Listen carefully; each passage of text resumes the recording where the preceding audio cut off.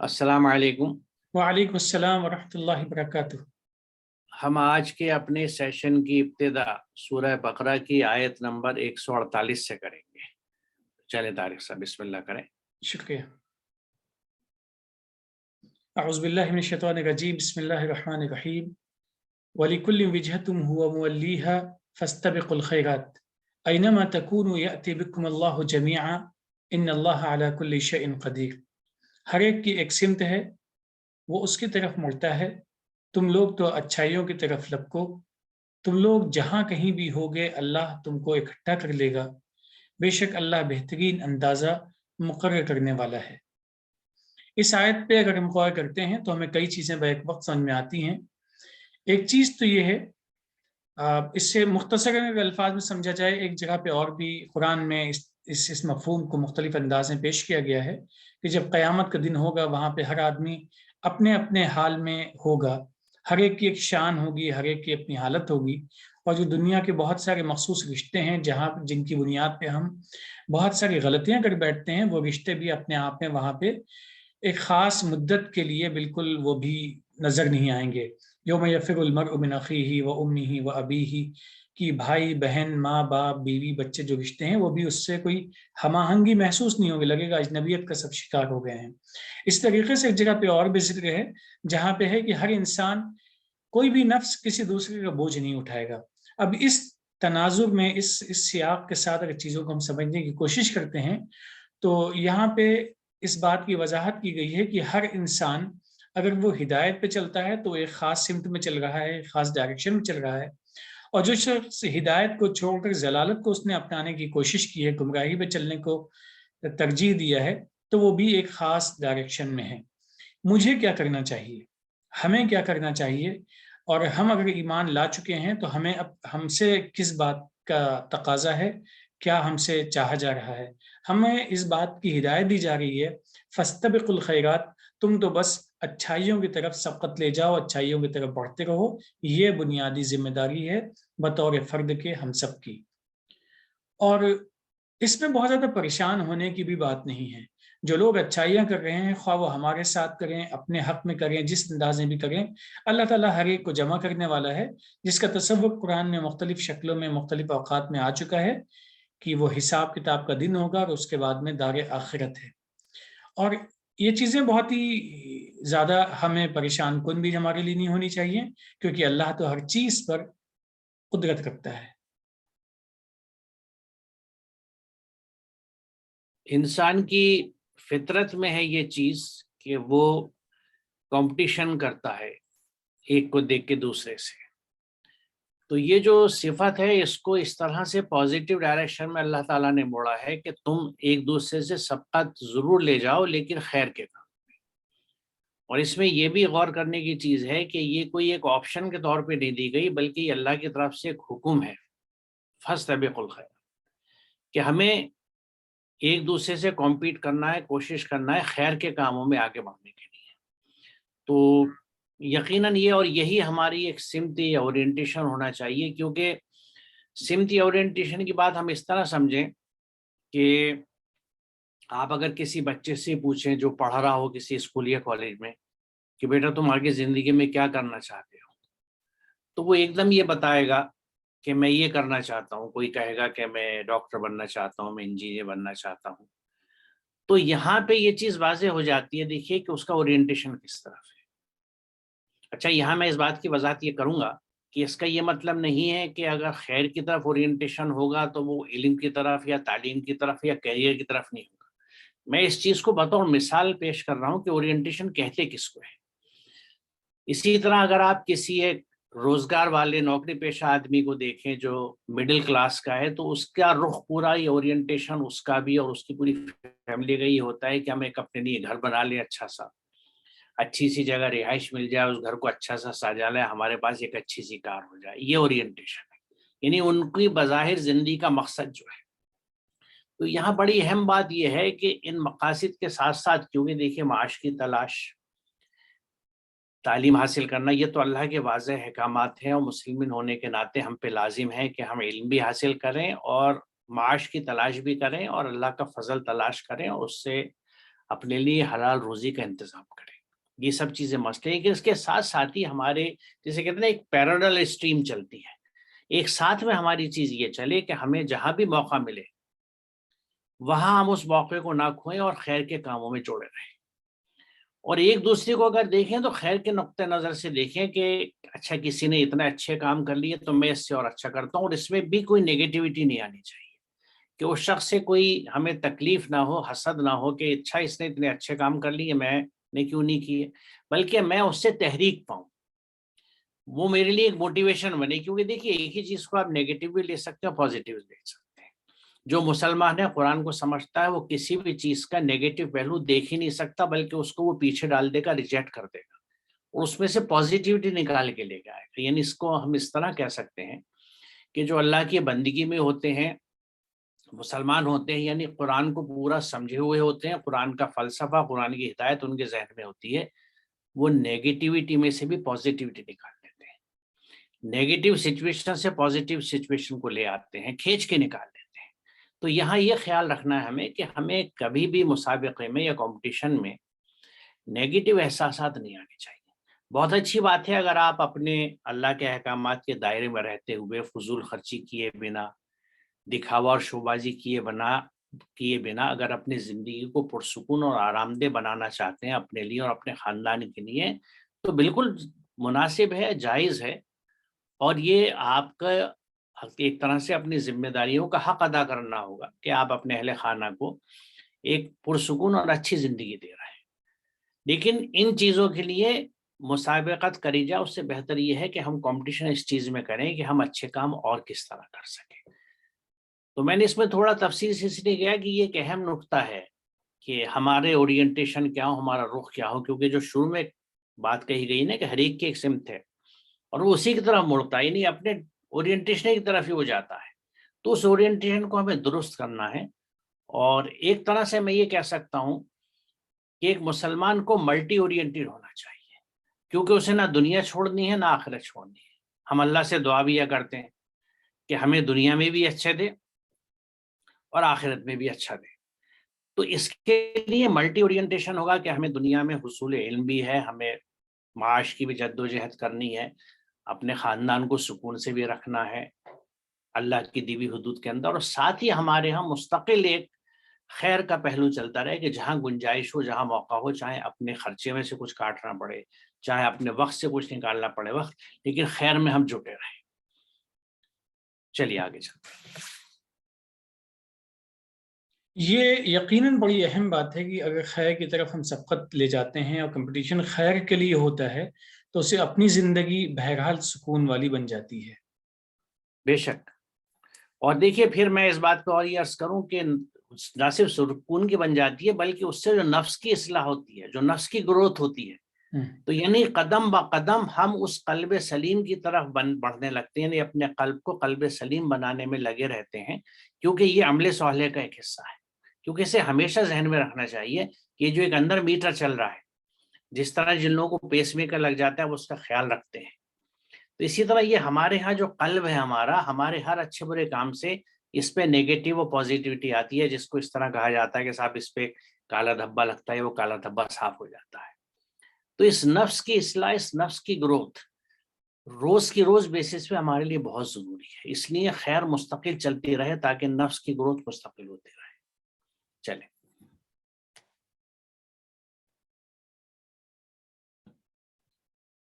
ومن حيث خرجت فول وجهك شطر المسجد الحرام وإنه للحق من ربك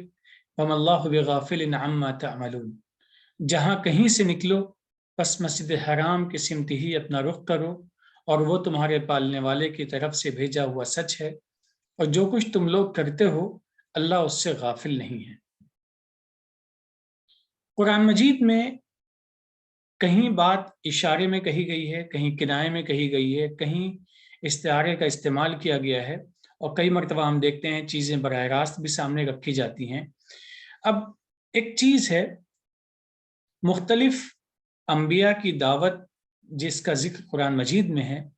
اگر اس کو ہم دیکھتے ہیں تو وہاں پہ ایک کامن چیز ملتی ہے, وہ ایک ہی دعوت ہے کہ ایک اللہ کی بندگی میں سب لوگ لگ جائیں. وہ اوقات مختلف ہیں، زمانے مختلف ہیں، مختلف ادوار میں آئے ہیں، لیکن دعوت سب کی ایک ہے۔ لیکن لوگ آہستہ آہستہ اپنے نہج سے بھٹکتے چلے گئے، جو اصل نہج تھا، اصل راستہ تھا، اور اللہ کے ساتھ میں شرک کرنے لگ گئے۔ اب اللہ تعالیٰ نے جب دعوت دی، ہدایت نازل کی، لوگ مختلف جہتوں میں لگے ہوئے ہیں، اب اس جہت سے نکل کر ایک مرکزی نظام کے تحت آنا ہے۔ وہ مرکزی نظام کیا ہے؟ مقام کی بھی مرکزیت اس میں شامل ہے، نہج کی مرکزیت بھی اس میں شامل ہے کہ ایک سینٹر ہے، ہر اعتبار سے اس کو مرکز بنایا گیا ہے۔ اب اس رخ کی طرف دعوت دی جا رہی ہے، تم جہاں کہیں بھی نکلو، تمہارا اورینٹیشن جو بھی ہو، جب اس کی اصلاح ہو جائے تو وہ صرف ایک طرف ہونا چاہیے، جو تمہارا سینٹر ہونا چاہیے وہ صرف مسجد حرام ہونا چاہیے، خانہ کعبہ ہونا چاہیے، جو کہ اپنے آپ میں ایک علامتی شکل ہے ایک وحدانیت کی، توحید کی۔ اور ایسا اس لیے ہونا چاہیے کہ اللہ کی طرف سے جو بھی پیغام آیا ہے ہمارے پاس میں وہ حق ہے اور سچ ہے، اور اس پیغام کے اندر جو شکلیں ہیں وہ بھی اپنے آپ میں حق ہیں اور سچ ہیں۔ شکل سے مراد یہ ہے کہ کبھی کتاب کی شکل میں وہ پیغام آیا ہے، اور اس کتاب کے اندر جو کچھ لکھا ہوا ہے وہ تمام چیزیں حق ہیں، اور اس کا جو مدلول ہے، جو اس سے مراد لیا جا رہا ہے، وہ سب کا سب حق اور سچ ہے۔ اور اگر ہم یہ سب کچھ کرتے ہیں تو ہمیں اپنے آپ میں مطمئن رہنا چاہیے کہ اللہ کسی بھی چیز سے غافل نہیں ہے، کیونکہ جب یہ اطمینان ہمیں نصیب ہو جاتا ہے تو اس کا فائدہ بہت بڑا یہ ہوتا ہے کہ جب بہت سارے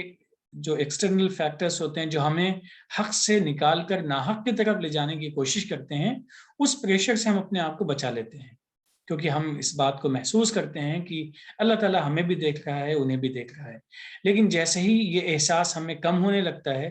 ویسے ہی ہم غلطی کی طرف مائل ہونے کا امکان ہے۔ تو اس آیت میں مختصراً دو باتوں پہ بڑا اہم سبق ہمیں ملتا ہے کہ ہمیں اس مرکز کی طرف ہمیشہ متوجہ ہونا چاہیے، نیت ہماری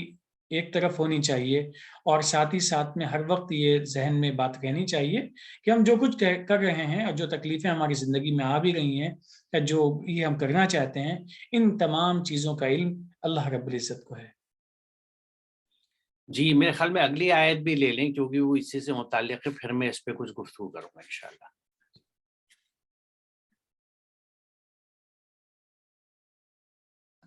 ومن حيث خرجت فول وجهك شطر المسجد الحرام وحيث ما كنتم فولوا وجوهكم شطره لئلا يكون للناس عليكم حجة إلا الذين ظلموا منهم فلا تخشوهم واخشوني ولأتم نعمتي عليكم ولعلكم تهتدون۔ جہاں کہیں سے نکلو، مسجد حرام کی طرف اپنا رخ کرو، اور تم جہاں کہیں بھی ہو اسی کی طرف اپنا رخ کرو، تاکہ لوگوں کے لیے تم پر کوئی دلیل نہ رہے، الا یہ کہ ان میں سے ظالم ہوں۔ ان سے مت ڈرو، مجھ سے ڈرو، تاکہ میں تم پر اپنی نعمت پوری کروں، تاکہ تم ہدایت پاؤ۔ چونکہ اس آیت کا تعلق بھی پچھلی ہی آیت سے ہے، اور اس میں بھی اسی بات کو تھوڑی مزید وضاحت کے ساتھ پیش کیا گیا ہے، تو اس کو مختصراً یوں کہہ سکتے ہیں کہ اللہ نے جو ایک مرکز پہ اکٹھا ہونے کی بات کہی ہے، اس سلسلے میں جو بھی مخالف ہوائیں چلتی ہیں، ان مخالف ہواؤں سے ڈرنے کے بجائے جمنے کی ضرورت ہے، صبر کی ضرورت ہے، اور اس کے نتائج یقینی طور پہ اچھے ہوں گے۔ دیکھیے پچھلی چند آیتوں میں اگر ہم دیکھیں تو قبلہ، مسجد حرام اور اس کی طرف رخ کا بار بار ذکر آیا ہے، اور یعنی قرآن جو ہے اس قبلے کو، اس رخ کو اتنی اہمیت دے رہا ہے، تو وہ کیوں دے رہا ہے؟ اس کے لیے میں اسکرین شیئرنگ کر کے یہ تھوڑی سی جو باتیں پچھلے بھی سیشنز میں ہوئی تھی اس کی طرف لے کے چلتا ہوں، کہ یہاں پہ یہ بات کہی گئی ہے کہ بے شک سب سے پہلے جو گھر مقرر کیا گیا لوگوں کے لیے وہ جو مکہ میں ہے، برکت والا اور سارے جہانوں کے لیے ہدایت، یعنی یہ وہ مرکز ہے جو ہمارا قبلہ ہے، جس کی طرف ہمارا رخ ہوگا، جو ہمارے بالکل سامنے رہے گا۔ کیوں قبلہ کا ایک مفہوم آمنے سامنے کا بھی ہے کہ جو چیز ہمیشہ نظر کے سامنے رہے، فکری طور سے دل و دماغ کے سامنے جو چیز رہے گی وہ قبلہ رہے گی ہمارا۔ تو یہ سارے جہانوں کے لیے ہدایت ہے۔ پھر اس آیت میں ہم پیچھے ڈسکس کر چکے ہیں، میں صرف ریمائنڈ کر رہا ہوں کیونکہ میں ان آیتوں کو پھر سے اس پیرائے میں ڈسکس کرنا چاہتا ہوں۔ اسی طرح ہم نے تم لوگوں کو امت وسط یعنی بیچ کی کڑی کا کردار ادا کرنے والے قوم بنایا ہے تاکہ تم لوگوں پر گواہ بنو اور رسول تم پر گواہ بنے۔ اب دیکھیے بات کہی گئی کہ جس قبلے پر تم ہو اسے مقرر کرنے کی صرف یہ وجہ ہے کہ ہم دیکھ لیں کون رسول کی بات مانتا ہے اور کون الٹے پیر ہو جاتا ہے۔ تو جیسے ابھی ڈاکٹر طارق صاحب نے فرمایا کہ ہر ایک کے رخ ہوتے ہیں، ان سب کے رخوں کو ایک رخ کی طرف لانا، اس دین کی طرف لانا، اس اللہ کی ہدایت کی طرف لانا، اس کے لیے ایک باقاعدہ مستحکم مرکز کی ضرورت ہے جہاں سے اس کام کو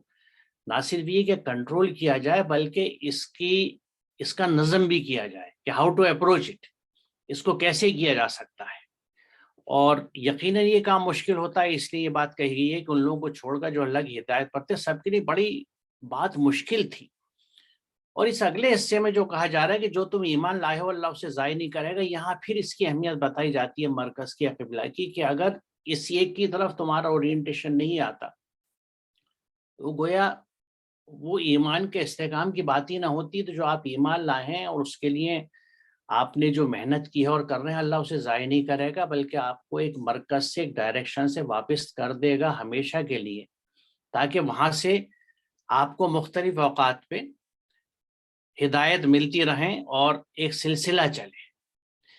اب اس کی بات یہاں پہ بھی واضح ہوتی ہے کہ جن لوگوں کے پاس کتاب ہے، اگر آپ ان کے پاس کوئی بھی متعلقہ آیات لے جائیں دلیل کے طور پہ، تو نہ وہ آپ کے قبلے کی اتباع کریں گے، نہ آپ ان کے قبلے کی اتباع کر سکتے ہیں، اور یہ لوگ ایک دوسرے کے قبلے کی اتباع نہیں کرتے۔ تو قبلہ جو ہے بیسیکلی یہ ان کا رخ ہے، یا یوں سمجھ لیجیے کیسے کہہ سکتے ہیں کہ یہ ان کا دین یا اورینٹیشن ہے، کہ جو ان زندگی کا نظم العین ہے، جو ان کا راستہ ہے، جو ان کی نہج ہے، جو ان کا مقصد ہے۔ ہم ایک دوسرے کی دین کی اتباع نہیں کر سکتے۔ تو یہاں اس بات سے یہ مفہوم کھل کے آتا ہے کہ قبلہ بیسیکلی جس سوچ کا، جس دین کا، جس لائف سسٹم کا سینٹر بنایا گیا ہے، ہر ایک کے اپنے اپنے ہیں اور وہ آپ کی طرف نہیں آئیں گے اور آپ بھی ان کی طرف نہیں جا سکتے۔ تو یہاں پھر اہمیت اس کی اٹھتی ہے اس طرح سے کہ آپ کے فکر کا، آپ کی سوچ کا، آپ کی آئیڈیالوجی، ان سب کا ایک مرکز ہے جو اس چیز کے نظم میں مدد کرتا ہے۔ اس میں دیکھیے ایک اور چیز آگے بڑی اچھی آتی ہے کہ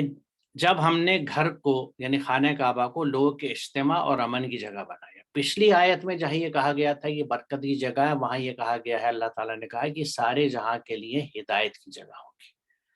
مرکز ہوگا جہاں سے ہدایت ملے گی تمام انسانوں کو، تمام عالموں کو۔ یعنی یہ بات صرف مسلمانوں کی نہیں ہے، پوری انسانیت کی فلاح و بہبود کے لیے ایک مرکز ہے جو مسلمانوں کا قبلہ ہوگا۔ ان کا اورینٹیشن ہمیشہ وہاں ہوگا، لیکن وہاں سے جو ماڈلز، جو موڈیولز، جو اصلاحات، جو سجیشنز آئیں گے وہ پوری انسانیت کے لیے ہوں گے۔ جو چاہے اس کو اپنا لے،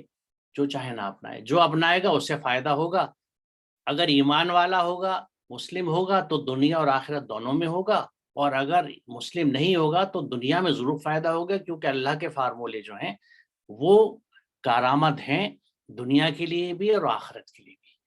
تو جو لوگ اللہ کے طریقے سے ایمان لے آتے ہیں تو ان کے لیے دنیا اور آخرت دونوں کا فائدہ ہے۔ جو ایمان نہیں لاتے اور اپنی آئیڈیالوجی پہ چلتے ہیں تو جس طرح اللہ انہیں بھی رزق دیتا ہے، جیسا ایک آیت میں ذکر کیا تھا کہ جب انہوں نے دعا کری حضرت ابراہیم نے کہ شہر کو امن کا شہر بنا دے اور جو لوگ ایمان والے ہیں ان کو رزق دے اور میوے دے، تو اللہ نے کہا میوے یہ رزق تو میں ان کو بھی دوں گا جو ایمان نہیں لاتے، لیکن ہاں اس کے بعد اپنے اعمال کی وجہ سے اگر وہ سدھرتے نہیں ہیں تو اعمال کی وجہ سے جہنم رسید ہوں گے اور جہاں وہ ڈال دیے جائیں گے۔ تو یہاں ان چیزوں کو ہم ایک ہولسٹک ویو سے دیکھیں، اس چیز کو سمجھیں۔ تو پہلی بات یہ ہوئی کہ کعبہ جو ہے، جو مرکز ہے، جو ہمارا مسلمانوں کا قبلہ ہے، وہ پورے جہاں کے لیے ہدایت کا مرکز ہوگا۔ یہاں یہ کہا جا رہا ہے کہ اجتماع کی جگہ ہے اور امن کی جگہ ہے۔ اس کے بعد آگے یہ کہا گیا کہ تم لوگ ابراہیم کے مقام کو اقامت صلاۃ کی جگہ بنا دو، یعنی وہ جو قبلہ ہے، جو مرکز ہے، جہاں اورینٹیشن ہوگا وہ اقامت صلاۃ ہوگی، یعنی اللہ تعالیٰ کے احکامات کی عملی طور سے اتباع کرنے کے موڈیولس، کہ کس طرح سے خیر اور فلاح کے کام کیے جا سکتے ہیں، بھلائی کے کام کیے جا سکتے ہیں ساری انسانیت کے لیے۔ کیونکہ اللہ کے احکامات جو دیکھیے وہ رب العالمین ہے، اس کا یہ کلام جس عظیم ہستی کے ذریعے ہم تک پہنچا اس کو ہم رحمت للعالمین کہتے ہیں۔ وہ رب پورے عالم کا ہے، پوری کائنات کا ہے، ہر انسان کا ہے، ہر ابن آدم کا ہے، صرف مسلمانوں کا نہیں ہے۔ تو رب کے ذمے تو نرچرنگ ہر ایک کی ہے، تو اس میں جو نرچرنگ کے ماڈیولز ہیں جو انسانیت کے لیے ہدایت آئی ہے وہ بھی تمام انسانیت کے لیے ہے۔ جیسے قرآن ہے، قرآن کہیں پہ یہ نہیں کہتا کہ یہ مسلمانوں کے لیے کتاب ہے، یہ تو انسانیت کے لیے کتاب تھی، ہر انسانی کے لیے کتاب تھی۔ وہ بات اور ہے کہ بہت سی وجوہات کی بنا پر جس میں ہمارا بھی رول رہا ہے، ہم نے اس کو اپنی کتاب ڈکلیئر کر دیا کہ مسلمانوں کی کتاب ہے، اور اس سے فرق بھی پڑا کیونکہ ایک باعث اٹیچ ہو جاتا ہے کہ بھئی دوسرے کا دھارمک گرنتھ ہے، دوسرے کی ریلیجس بک ہے، میں ایسے کیوں پڑھوں۔ اگر اس رخ سے اس کو انٹروڈیوس کیا ہی نہ جاتا اور ہم یہ کہتے کہ یہ ایک انسانیت کے لیے لائف سسٹم کو بتانے والی گائیڈ بک ہے، ہمارے پاس آئی ہے کیونکہ لاسٹ پروفیٹ ہمارے ہاں آئے تھے جن کو ہم فالو کرتے ہیں، تو سچویشن ممکن ہے دوسرے انداز کی ہو سکتی۔ تو بہرحال تو یہ بات میں اس لیے کہہ رہا ہوں کہ جب اللہ کے احکامات کی مکمل اتباع ہوگی، جو نظام صلاۃ ہے، تو اس کو جہاں قائم کیا جائے گا تو وہاں بھی خیر پوری انسانیت کے لیے ہوگی، اس میں مسلمان بھی شامل ہیں۔ اسی لیے تمام انسانوں کے لیے ہدایت کی جگہ اس کو بتایا جا رہا ہے جو ہمارا قبلہ ہے۔ آگے چلتے ہیں، کیونکہ یہ بھی ایک اہم نقطہ ہے کہ ہم نے ابراہیم اور اسماعیل کو ذمہ داری کی کہ تم دونوں طواف کرنے والوں، ٹھہرنے والوں، رکوع و سجدہ کرنے والوں کے لیے میرے گھر کی طہارت برقرار رکھو۔ اب یہاں ثواب کیٹیگریز آ گئی، جو لوگ اس کے نظم میں بھاگ دوڑ کرنے والے ہیں، یا اس کے پاس جس کو عمرہ ہم کہتے ہیں اس مقصد سے آ رہے ہیں، یا وہاں قیام کرنے والے لوگ ہیں، یا جو اللہ کی بندگی میں مختلف مراحل پہ ہیں، یعنی کچھ پورے اتباع میں آ چکے ہیں، کچھ اتباع کے پروسیس میں ہیں، ان سب کے لیے آپ کو جب طہارت رکھنی ہے تو جیسا پچھلے پریزنٹیشن میں بھی میں نے اس سلسلے سے کہا تھا قبلے کے کہ یہ ذہنی فکر کی بھی طہارت کی ضرورت ہے کہ ہمارا تھاٹ پروسیس، ہمارے ذہن جو ہیں وہ پالیوٹ نہ ہوں، شیطانی وسوسے جو بہت تیزی سے بڑھتے ہیں اور بڑھتے چلے جا رہے ہیں، ان سے کس طرح سے ہم اپنا مقابلہ کریں، کس طرح سے اپنا پروٹیکٹ کریں، وہ نظم بھی۔ تو یہ تمام وہ کام ہیں جس کو اللہ تعالیٰ نے قرآن میں باقاعدہ لسٹ کر دیا جو ہمارے قبلے سے ایسوسیٹڈ ہے۔ اب دیکھیے یہاں کیا اللہ تعالیٰ سے دعا کی ہے حضرت ابراہیم اور اسماعیل نے کہ اے ہمارے رب، ہم دونوں کو اپنے حکام کے آگے جھکنے والا بنا دے، یعنی مسلم بنا دے ہمیں، اور ہماری نسل میں سے بھی اپنے حکام کے آگے جھکنے والی امت بنا دے، اور ہم کو ہمارے کرنے کے کام سمجھا دے۔ پھر معافی مانگی اور یہ حمد و ثنا کی ہے کہ تو توبہ قبول کرنے والا اور رحیم ہے، لہٰذا ہم تو اس سے امید رکھتے ہیں کہ تو یہ کرے گا۔ اب یہ جو بات ہے کہ ہم کو ہمارے کرنے کے کام سمجھا دے، یہ نظم وہاں پہ مرکز پہ قائم کرنے کے لیے اللہ تعالیٰ سے اس کے جو اہم لوگ تھے حضرت ابراہیم علیہ السلام، حضرت اسماعیل علیہ السلام، ان کی یہ دعا تھی کہ ہمیں ان کاموں کو سمجھا دے۔ اب دیکھیے یہ بات میں اس لیے کہہ رہا ہوں کہ آپ تصور کیجئے، اور اس کو ہمیں تصور کرنا اس لیے ضروری ہے کہ فار واٹ ایور ریزن اس وقت جو ہمارا قبلہ ہے وہاں سے اس رول کی ادائیگی نہیں ہو رہی ہے، کیونکہ جو رول، جو ذمہ داری ہے میں نے ابھی آپ کو لسٹ کری، جو اس جگہ کی ذمہ داری تھی پوری دنیا کے لیے ہدایت کا مرکز ہو، امن کے مرکز کا مقصد دارالحرم یقیناً وہ جگہ ہے جہاں پہ ہر چیز محفوظ ہے، زندگی محفوظ ہے، جس کو آج کے زبان میں پروٹیکٹڈ زون کہتے ہیں، اور اس کی ہدایت بھی ہوتی ہے، لیکن ساتھ ہی ساتھ امن کو پوری دنیا میں پھیلانے کے لیے جو طور طریقے ہوں گے، جو قرآن کی ہدایت ہے انسانیت کے لیے، ان کو وہاں سے پروپیگیٹ ہونا چاہیے، وہ ماڈیولس وہاں سے جانا چاہیے۔ اس کا میں ایک مثال آپ کو دوں کہ اگر یہ وائبرنٹ، دیکھیے اس سے پہلے میں ایک چیز عرض کروں کہ اللہ تعالیٰ نے اسلام کو ہمارے لیے چنا ہے، اللہ تعالیٰ نے پسند کیا ہے، جو قرآن بتاتا ہے کہ ہمارے لیے اس نے پسند کیا ہے اسلام کو، یعنی یہ جو لائف سسٹم ہے، یہ جو زندگی کا طریقہ ہے، لائف اسٹائل ہے جس کو اسلام کہا جاتا ہے، اس کو اللہ نے ہمارے لیے چنا ہے، پوائنٹ نمبر 1۔ دوسری بات یہ ہے کہ اس پورے نظام میں کیا کیا ہمیں کرنا ہے اس کی تکمیل کر دی ہے اللہ تعالیٰ نے اس قرآن کے ساتھ۔ قرآن میں پوری تفصیل ہے ہمارے اس لائف سسٹم کی یا لائف اسٹائل کی کہ ہم اپنی زندگی کس طرح گزاریں گے۔ یہ زندگی کے ہر شعبے کا احاطہ کرتا ہے، ہماری پیدائش سے لے کے جہاں یہ بیان کیا جاتا ہے کہ تم ماں کے پیٹ سے اس طرح آئے تھے کہ تم کچھ نہیں جانتے تھے،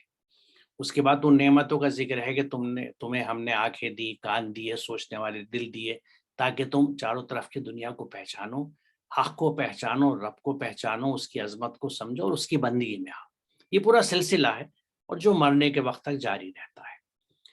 تو تکمیل کری اس کی حفاظت کا وعدہ کیا، اور ساتھ میں پھر اس سسٹم کے لیے ایک وائبرنٹ، ایک فعال مرکز کا قیام کیا، اور وہ رسول کریم کے ہاتھوں ہوا، چلا آ رہا ہے۔ یعنی اس وقت جب حضرت ابراہیم اس کی دیواریں اٹھا رہے ہیں، دعا کر رہے ہیں، اور قرآن یہ کہہ رہا ہے کہ یہ سب سے پہلا مرکز ہے، گھر ہے اللہ کا، تو اس کو رسول مقبول صلی اللہ علیہ وسلم نے اپنے زمانے میں فعال اور وائبرنٹ مرکز کے طور پہ قائم کر کے بھی ایک مثال ہمارے لیے چھوڑی ہے۔ اور اب میں اس مثال کی طرف آتا ہوں جو میں کہنا چاہ رہا تھا کہ اب جیسے آج اگر آپ دیکھیں تو پوری دنیا میں مسلمان سب سے کم تعلیم یافتہ ہے۔ جو قرآن علم کے سیکھنے پہ، اللہ کی آیات کا علمی احاطہ کرنے پہ اتنا زور دیتا ہے، وہ قوم اتنی دور ہے۔ تو اس مرکز سے یہ ذمہ داری تھی کہ مستقل اس طرح کے پیغامات اور موٹیویشنل میسیجز اور نظم کیے جاتے کہ پوری دنیا کے مسلمانوں میں تعلیم عام کی جاتی۔ اس کے لیے منیمم یہ ہو سکتا تھا کہ وہاں سے اس طرح کے ریگولر موٹیویشنل پیغامات جاتے، ہدایات جاتی تمام دنیا میں، وہاں کے مراکز کو، وہاں کی مساجد کو، کہ مسلمانوں کو موٹیویٹ کرو کہ تعلیم حاصل کریں، اور اپنے ہاں جو صاحب خیر ہیں ان کو موٹیویٹ کرو کہ وہ اپنے مالوں کو خرچ کریں اس کام کے لیے، اس نشو و نما کے لیے، اس زکوٰۃ کے نظام کے لیے کھڑا کرنے کے لیے، اس مدد کے لیے، ڈیولپمنٹ کے لیے جو صاحب حیثیت ہیں وہ اپنے اپنے علاقوں میں تعلیم کا نظم کریں۔ کیا یہ ہم پا رہے ہیں؟ نہیں پاتے۔ دوسری مثال میں آپ کو دوں کہ آج پوری دنیا پریشان ہے کہ ہوا گندی ہے، پانی گندا، یعنی پالوشن کے ایشوز میں۔ قرآن میں واضح احکامات موجود ہیں جس میں وَلَا تُفْسِدُوا فِي الْأَرْضِ بھی ہے، جس میں اقیموا الوزن بالقسط کی بھی بات بھی آتی ہے کہ توازن برقرار کرو۔ یہ کئی آیتیں ہیں اور اس کا احاطہ انشاءاللہ آگے بھی ہوگا، اور میرے جو کچھ یوٹیوب پہ لیکچرز ہیں ماحول کے تعلق سے اس میں ان کا ذکر کر چکا ہوں۔ یہ موڈیول موجود ہے قرآن میں، اس کی ہدایت اس مرکز سے، کیونکہ دیکھیے آج کے جو کرنٹ ایشوز ہیں، چاہے وہ ماحول کے ہوں، چاہے تعلیم کے ہوں، چاہے عورتوں کے معاملات ہوں، چاہے فائنینشیل ایشوز ہوں، ان کے لیے ہمیں ہدایت کے لیے یہ مرکز قائم کیا گیا تھا۔ جو وائبرنٹ اور فعال مرکز جب یہ ہوگا جو اسے ہونا چاہیے، تو یہ نہ صرف مسلمانوں کو بلکہ پورے عالم کو ایک میسیج دیتا کہ دیکھو ان ایشوز کو ہم اس طرح ایڈریس کر سکتے ہیں، اور وہ لاجیکل گراؤنڈ پہ جب بتایا جاتا کہ یہ اس کتاب ہدایت میں ہے جو اللہ نے پوری انسانیت کے لیے بھیجی، اور اس کے بیسس پہ ہم یہ ماڈیول ترتیب دے سکتے ہیں، تو آپ خود سوچئے کہ وہ سچویشن کیا ہوتی۔ تو چونکہ یہ اتنی اہم، اور یقیناً دیکھیے جب ہم، جیسے میں عرض کر چکا ہوں کہ صلاۃ کی جو ایک فارم ہے جس کو ہم نماز کے نام سے جانتے ہیں، اس میں ظاہر ہے جب ہم رکوع و سجدہ کرتے ہیں تو اس کے لیے بھی ایک رخ کی ضرورت ہے، ایک جیوگرافیکل اورینٹیشن کی، تو وہ بھی اس قبلے کی طرف کیا گیا تاکہ وہاں پہ بھی ہمیں احساس رہے، کیونکہ دیکھیے جب آپ نیت کرتے ہیں تو ہمارا رخ قبلے کی طرف ہوتا ہے، ہماری مساجد قبلہ رخ بنائی جاتی ہے۔ کیوں؟ کیونکہ ریمائنڈ، یہ صرف اس لیے نہیں ہے کہ ہم ادھر رخ کر کے صلاۃ کی اس فارم کی ادائیگی کر دیں، بلکہ ذہن میں رکھیں کہ ہم کس طرف منہ کر رہے ہیں، ہم اس قبلے کی طرف رخ کر رہے ہیں جو مرکز ہے اور جہاں سے ہمیں یہ ہدایت ملتی ہے، اور جس کو رسول مقبول نے ایک فعال سینٹر کے طور پہ قائم کیا تھا۔ اور جب یہ چیزیں ممکن نہیں ہوتی تو یاد کیجئے وہ پہلی حضرت موسیٰ کے تعلق سے میں نے ایک سلائیڈ دکھائی تھی، آیت غالباً وہ مجھے یاد نہیں آ رہا، شاید سورہ یونس تھی، جس میں یہ کہا گیا تھا کہ حضرت موسیٰ کو یہ وحی کی گئی تھی کہ تم اپنے گھروں کو اپنا قبلہ بنا لو، اقامت صلاۃ کرو، یعنی منیمل، قبلہ نہیں چھوڑنا، دین کو نہیں چھوڑنا، اس کے قیام کے نظم کو، اقامت صلاۃ کو نہیں چھوڑنا، بھلے ہی چاہے گھروں کو قبلہ بنا لو چھوٹے لیول پہ۔ تو اب یہ ہمیں سوچنا ہے کہ کیا ہم پھر اسی سٹیج پہ ہیں کہ اگر ایک فعال مرکز نہیں ہے تو ہم اپنے طور سے، رخ وہ ہے یعنی ایسا نہیں ہے، لیکن صرف فنکشنلی ہم اس کار خیر کو چلانے کے لیے اپنے مساجد کو سینٹرز بنائیں تمام نسیات کی فلاح کے لیے، تاکہ اقامت صلاۃ صحیح ڈھنگ سے ہو سکے۔ یہ بات کی میں نے وضاحت اس لیے کری کیونکہ یہ بہت اہم نقطہ ہے، اور اس رخ پہ اسے سوچنے کی بہت ضرورت ہے کہ کس طرح سے ہم اپنے مساجد کو مزید وسعت دے کے انسانوں کی ہمدردی کی اور فلاح کی اور خدمت کی جگہ بنا سکتے ہیں، تاکہ جو مقصد ہے ہمارے مساجد کا، اللہ کے گھر کا، دارالحرم کا اور قبلہ کا، وہ عملی طور سے بھی پورا ہو سکے، صرف ایک ریچولسٹک یا نومینل ایک چیز ادا نہ ہو جائے۔ میرے خیال سے آگے چلیں طارق صاحب، اگر وقت ہو ابھی تو کچھ اور آیتیں لے لیں۔ ایک آیت لے لیتے ہیں۔ جی بسم اللہ۔ کما ارسلنا فیکم رسولا منکم یتلو علیکم آیاتنا ویزکیکم ویعلمکم الکتاب والحکمہ ویعلمکم ما لم تکونوا تعلمون، جیسا کہ ہم نے تم لوگوں کے پاس تم ہی میں سے ایک رسول بھیجا جو تم لوگوں پر ہماری آیات تلاوت کرتا ہے، تمہارے نفس کی نشوونما کرتا ہے، تم کو کتاب یعنی حکمت کا علم دیتا ہے، اور تم کو وہ سکھاتا ہے جو تم نہیں جانتے۔ اس آیت میں دو مختلف چیزیں بیک وقت بیان کی گئی ہیں۔ پہلی چیز ہے رسول ہوتا کون ہے۔ اگر رسول ہم انسانوں کے درمیان کوئی باہر سے آتا تو ہمارے لیے یہ بھی ایک سوال ہمارے ذہنوں میں آتا کہ آخر وہ رسول ہم میں سے کیوں نہیں ہے، اور ہم میں سے کوئی نہیں ہے تو اس کا مطلب اس کی وہ ضرورتیں نہیں ہیں جو ہماری ہیں، اس کے پاس وہ خواہشات نہیں ہو سکتی ہیں جو ہمارے پاس ہو سکتی ہیں، اس کے وہ اپنے ذاتی تقاضے نہیں ہو سکتے ہیں جو ہمارے ہو سکتے ہیں، یعنی کہیں نہ کہیں ہم اس کو اپنے روزمرہ کی زندگی میں فٹ نہیں محسوس کرتے۔ اسی لیے اس بات کی بڑی وضاحت یہاں پہ کر دی گئی ہے، رسولا منکم، وہ جو شخص ہے جس کو منتخب کیا گیا ہے وہ منکم ہے، یعنی تم ہی میں سے ہے۔ اب رسول کا انتخاب ہو گیا، رسول کو مبعوث کر دیا گیا، اس کے پاس میں پیغام آنے لگا، اس کی بنیادی ذمہ داریاں ہیں۔ ان ذمہ داریوں کو ہمیں کیوں سمجھنا چاہیے، یہ سوال ہے جسے پہلے سمجھ لیں، پھر آگے رسول کی ذمہ داریاں سمجھتے ہیں۔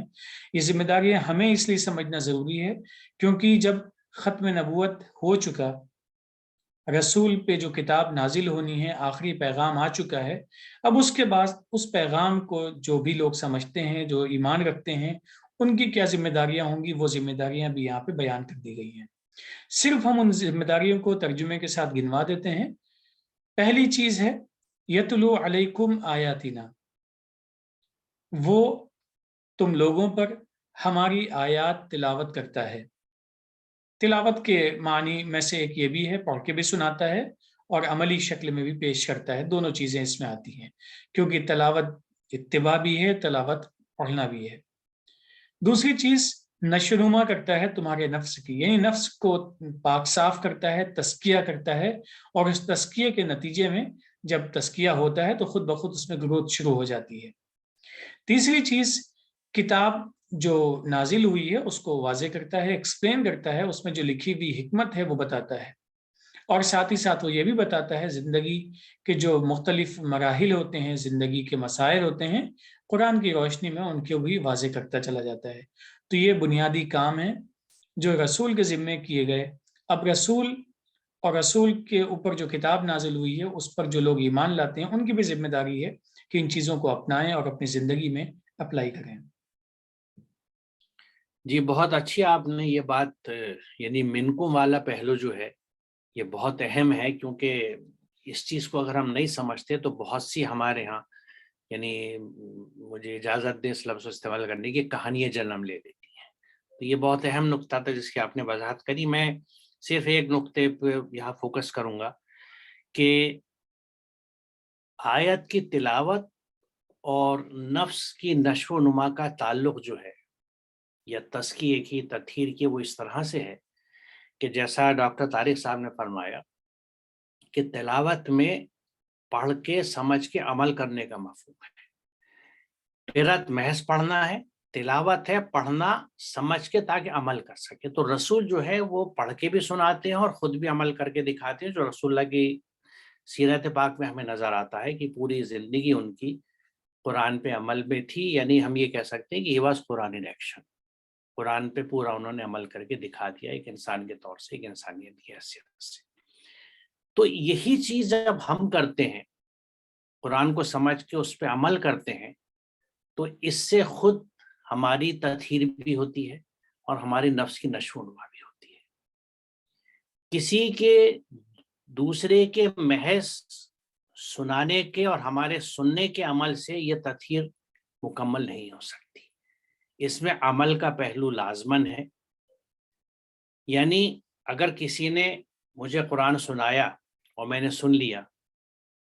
اور میں اسے سمجھا نہیں اور نہ میں نے اس پہ عمل کیا، تو وہ پروسیس شروع ہی نہیں ہوا، کیونکہ میری نفس کی اصلاح ہی نہیں ہوئی. کیونکہ جب ہم قرآن کو سن کے سمجھتے اس پہ عمل کرتے ہیں تو ہم عمل صالح میں لگ جاتے ہیں، کیونکہ قرآن ہمیں عمل صالح کی تعلیم دیتا ہے اور صالح اعمال کو بتاتا ہے کیا ہے، اور اسی سے نفس کی گروتھ ہوتی ہے اور صفائی ہوتی ہے. تو اس چیز کو ہمیں ذہن میں رکھنا چاہیے. میرے خیال میں یہاں ہم اپنے آج کے سیشن کو روکتے ہیں اور انشاءاللہ اگلے سیشن میں اس سے آگے چلیں گے. وآخر دعوانا الحمدللہ رب العالمین. السلام علیکم. وعلیکم السلام.